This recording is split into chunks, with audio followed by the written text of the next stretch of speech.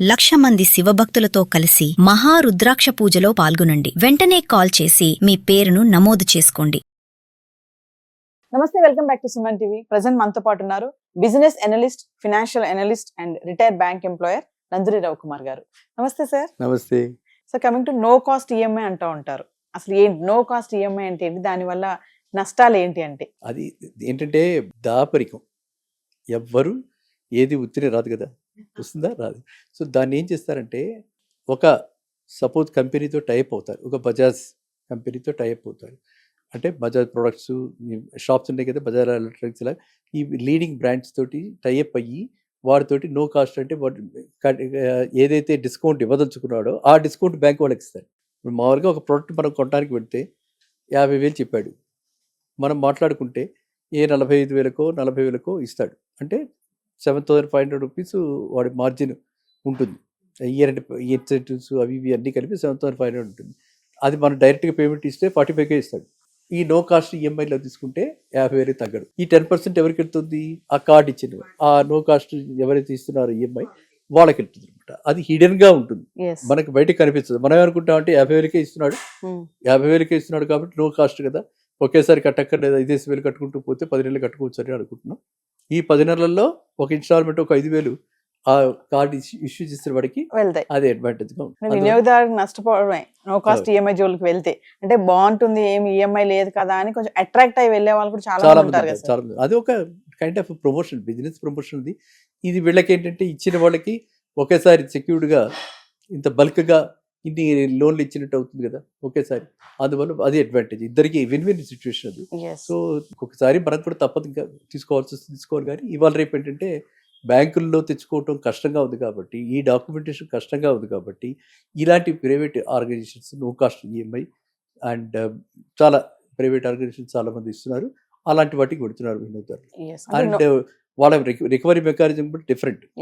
Bank లాగా soft గా ఉండదు, హార్డ్ మెచెస్ ఉంటాయి. కట్టకపోతే వచ్చి ఆ ఫ్రిడ్జ్ తీసుకెళ్ళిపోతారు, టీవీ తీసుకెళ్ళిపోతారు, మరి కట్టిన ఇన్స్టాల్మెంట్స్ కూడా పోయాయి, వస్తువు వెళ్ళిపోతుంది, కట్టిన ఈఎంఐ పోయినట్టే. అంతే కదా. అందువల్ల అక్కడ కొంచెం చాలా జాగ్రత్తగా ఉండి, డిసిప్లిన్ గా ఉండి, అంటే మనం ఖచ్చితంగా కట్టగలము, కట్టతాము అని నిర్ణయించుకునే అలాంటి వాటి కదా. అంటే నో కాస్ట్ ఈఎంఐ లో మనం తెలుసుకోవాల్సినటువంటి విషయాలు ఏమున్నాయంటే సార్, జాగ్రత్తలు కానీ? తెలుసుకోవాల్సింది ఒకటే, మన వస్తువు మన దగ్గర ఉంటుంది. ముందరే పోస్ట్ పెయిడ్ హోమ్స్ అని ముందరే మనకి ఇల్లు ఇచ్చేసి తర్వాత ఈఎంఐలు కట్టించుకుంటున్నారు. పోస్ట్ పెయిడ్ హోమ్స్ అని అలా రెవల్యూషనరీ పేరు పెట్టారు, ప్రీ ఈఎంఐ అని చెప్పి పాతది. అలాగా వీళ్ళ దగ్గర మనం ముందరే ఐటెం తెచ్చేసుకుంటాం కాబట్టి, మా ఐటెం మన చేతిలో ఉంటుంది, ఐటెం వాడుకుంటున్నాము కాబట్టి ఖచ్చితంగా దాన్ని కట్టాలి అని ఒక నిర్ణయం తీసుకుని, ఆ ఐటెం మనకి ఎసెన్షియల్ అనుకుని మనం అప్పుడు ఇలాంటి వాటికి వెళ్ళాలి. అంటే ఇక్కడ కంపెనీకి లాభము, వినియోగదారుడికి నష్టం నో కాస్ట్ ఈఎంఐ జోలికి వెళ్తే గనక. ఈజీగా సులభతరంగా మనకు వస్తుంది కదా. అందువల్ల మనం చాలా మంది సార్ ఈఎంఐ ట్రాప్ లో తెలిసి కూడా పడిపోతూ ఉంటారు. ఓన్లీ మనం ఈఎంఐ అంటే మెల్లగా కట్టుకోవచ్చు కదా, ఒకేసారి కట్టాల్సిన పని లేదని చెప్పేసి మిడిల్ క్లాస్ వాళ్ళు ఎక్కువగా ఏంటంటే ఫ్రిడ్జ్ కానీ, మంచం కానీ, ఇంకా బండి కానీ, కార్ కానీ ఒకేసారి ఎందుకు కట్టడం, చక్కగా మెల్లగా కట్టుకోవచ్చు అని ఈఎంఐ జోలికి వెళ్ళే వాళ్ళు ఉంటారు. అది ఒకేసారి ఎందుకు కట్టుకోవటం అనకంటే, ఒక్కసారి కట్టలేని పరిస్థితుల్లో ఇలాంటి వాటికి వెళ్తాం కరెక్ట్. ఒక్కసారి కట్టలేని పరిస్థితుల్లో ఇలాంటివి పెట్టి అది చేసుకోవడం ఒక రకం. ఒక్కసారి కట్టకుండా ఆ బ్యాలెన్స్ అమౌంట్ ఏదైతే ఉందో, అంటే 10 లక్షల బదులు 1,00,000 కట్టి 9 లక్షలు తీసుకెళ్ళి వీళ్ళు ఏదైనా ఇంకో దానిలో అట్రాక్టివ్గా ఇంకో దానిలో ఇన్వెస్ట్ చేసి దానిలో ఎక్కువ సంపాదించి, మనం ఇక్కడ 9 లక్షలు కడుతున్నాం, అక్కడ 15 లక్షలు సంపాదిస్తున్నాం అని ఆ విధంగా స్మార్ట్ థింకింగ్ తోటి స్మార్ట్ మూవ్గా వేసి ప్లాన్ చేసి కట్టుకునే వాళ్ళకి కూడా ఇది అడ్వాంటేజ్. సో కమింగ్ టు మనం పర్సనల్ లోన్ గురించి కూడా ఒక్కసారి మాట్లాడుకుందాం సార్. పర్సనల్ లోన్ అంటే 15,000 శాలరీ ఉన్న వాళ్ళకి పర్సనల్ లోన్ అనేది ఎంతవరకు వస్తుంది, సాధ్యమేనా అసలు? అంటే 15,000 అంటే ఇక్కడ ఫస్ట్ పాయింట్ అక్కడే మనకి క్యాచ్ ఉంది. 15 into 12 1,80,000 రూపీస్. 1,80,000 రూపీస్ వాడు ఇన్కమ్ ట్యాక్స్ రిటర్న్ వేయకర్లా. మనకి మినిమం 2.5 lakhs ఉంటే కానీ మనకి ఇన్కమ్ ట్యాక్స్ రిటర్న్ వేయకర్లా. 2.5 lakhs దాటిన తర్వాతే ఇన్కమ్ ట్యాక్స్ రిటర్న్. సో 1.8 వచ్చిన వాడు కూడా వెయ్యొచ్చు. అలా వేసిన వాళ్ళకైతే లోన్ ఇవ్వడానికి అవకాశం ఉంటుంది. అంటే అది కూడా చాలా తక్కువ వస్తుంది. ఎందుకంటే 1.8 lakhs 15,000 రూపీస్ పర్ మంత్ అంటే ఎక్కడి నుంచి కడతాడు? లోన్ ఇస్తే రీపేమెంటే కదా, రీపేమెంట్ కెపాసిటీ ఉండదు కదా. సో అందువల్ల చాలా తక్కువ, 50,000 దాకా రావడానికి అవకాశం ఉంటుంది, 50,000కి మించి ఇవ్వడానికి అవకాశం ఉంటుంది. సో అలా రావాలన్నా కూడా ఈ విధంగా ఫుల్ఫిల్ చేయాలి. ఈ విధంగా ఫుల్ఫిల్ చేస్తేనే వాళ్ళకి వస్తుంది. లేకపోతే ఆ 15,000 వచ్చేవాడు కూడా ఏదైనా కార్పొరేట్ శాలరీ ప్యాకేజ్ అని ఉంటాయన్నమాట. అక్కడ ఎగ్జామ్షన్స్ ఉంటాయి.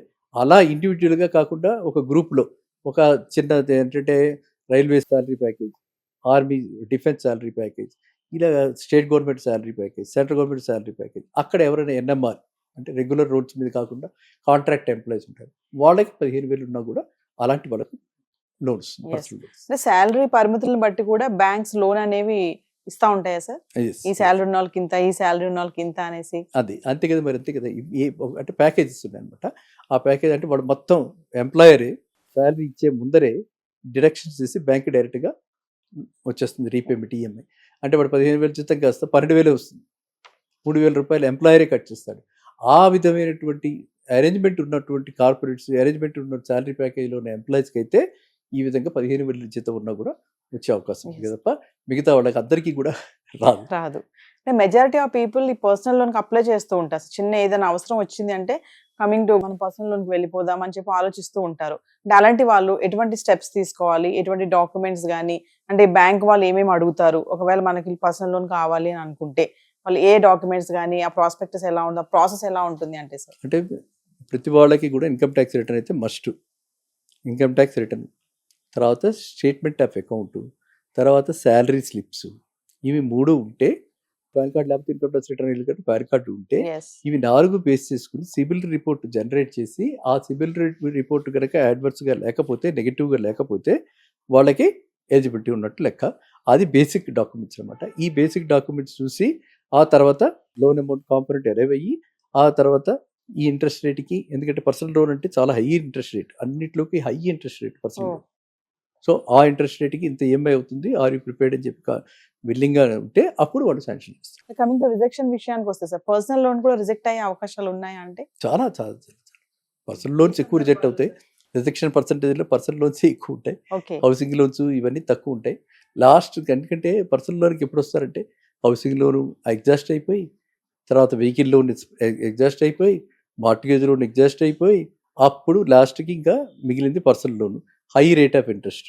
సో ఇక్కడ హై డెలింక్వెన్సీ రేటు, ఫెయిల్ అవడానికి కూడా ఎక్కువ ఉంటాయి కాబట్టి, అక్కడ రిస్క్ ఎక్కువ ఉంది కాబట్టి అక్కడ రేట్ ఆఫ్ ఇంట్రెస్ట్ కూడా ఎక్కువ. Thank you sir. Thank you.